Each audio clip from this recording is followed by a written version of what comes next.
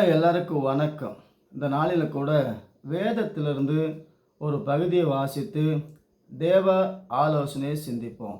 தானியேல் புஸ்தகம் 4வது அதிகாரம் 29வது வசனத்திலிருந்து வாசித்து யோசிப்போம். 12 மாதம் சென்ற பின்பு ராஜா பாபிலோன் ராஜ்யத்தின் அரண்மனை மேல் உலாவிக் கொண்டிருந்தபோது, இது என் வல்லமையின் பராக்கிரமத்தினால் என் மகிமை பிரஸ்தாபத்துக்கென்று ராஜ்யத்துக்கு அரண்மனையாக நான் கட்டின மகா பாபிலோன் அல்லவா என்று சொன்னான். இந்த வார்த்தை ராஜாவின் வாயில் இருக்கும்போதே வானத்திலிருந்து ஒரு சத்தம் உண்டாகி, ராஜாவாகிய நேபுகத்நேச்சரே, ராஜ்யம் உன்னை விட்டு நீங்கிற்று. மனுஷன் நின்று தள்ளப்படுவாய், வெளியில் மிருகங்களோடு சஞ்சரிப்பாய், மாடுகளைப் போல பிள்ளை மேய்வாய். இப்படியே உன்னதமானவர் மனுஷனுடைய ராஜ்யத்தில் ஆளுகை செய்து தமக்கு சித்தமானவனுக்கு அதை கொடுக்கிறார் என்பதை நீ அறிய மட்டும் 7 காலங்கள் உன்மேல் கடந்து போகும் என்று உனக்கு சொல்லப்படுகிறது என்று விளம்பினது. அந்நேரமே இந்த வார்த்தை நேபுகத்நேச்சரிடத்தில் நிறைவேற்று. அவன் மனுஷனிருந்து தள்ளப்பட்டு மாடுகளைப் போல புல்லை மேய்ந்தான். அவனுடைய தலைமயிர் கழுகை போல இறகுகள் போலவும் அவனுடைய நகங்கள் பச்சையில் நகங்களைப் போலவும் வளர மட்டும் அவன் சரீரம் ஆகாயத்து பனியிலே நனைந்தது. ராஜா அரண்மனை மேல் உலாவிக் கொண்டிருக்கிறான். அப்பொழுது அரண்மனை பார்க்குறான். இது என் வல்லமைக்கென்று கட்டின மகா பாபிலோன் அல்லவா, என் மகிமை பிரஸ்தாபத்துக்கென்று. தன்னை உயர்த்தினான்.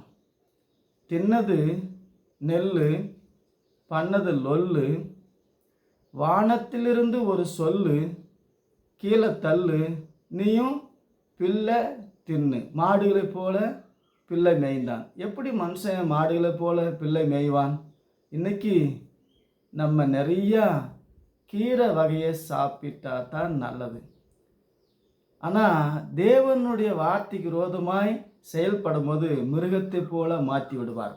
ஆகவே நெல்லை தின்னுபிட்டு லொல்லு பண்ணாமல் தேவனுடைய சொல்லை கேட்டு வாழும்போது நெல்லும் கிடைக்கும், ஆசீர்வாதமும் ஐஸ்வர்யம் கிடைக்கும், தேவனுடைய சொல் ஆசீர்வாதமான வார்த்தையும் கிடைக்கும். ஆகவே இந்த வார்த்தையை வாசித்து யோசித்து விசுவாசித்து நம்ம தேவனுடைய வார்த்தைக்கு அவருடைய சொல்லுக்கு கீழ்ப்படிஞ்சு வாழும்போது அரண்மனை இருக்கும், ராஜ்யம் இருக்கும், தேவனுடைய ஆளுகை இருக்கும். தேவனுடைய வார்த்தைக்கு விரோதமாய் செயல்படும் போது, அதாவது தின்றது நெல், பண்ணுறது லொல்லு, கீழே தள்ளு, அப்புறம் மாட்டை போல பிள்ளை தின்னு, தேவனுடைய நியாயத்தீர்ப்பு. தேவன் மனுஷனுடைய ராஜ்யத்தில் ஆளுகை செய்கிறார்.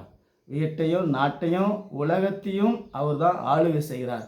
ஆகவே தேவனுடைய வார்த்தை கேட்டு உண்மை ஒத்தமாய் தன்னை உயர்த்தாதபடிக்கு தேவனுடைய வார்த்தைக்கு கீழ்ப்படிந்து ஒவ்வொரு நாளும் வாழும்போது ராஜ்யமும் இருக்கும், ஆளுகை இருக்கும், ஆசீர்வாதம் இருக்கும், நீண்ட ஆயுள் இருக்கும், சுகம் இருக்கும், பலன் இருக்கும்.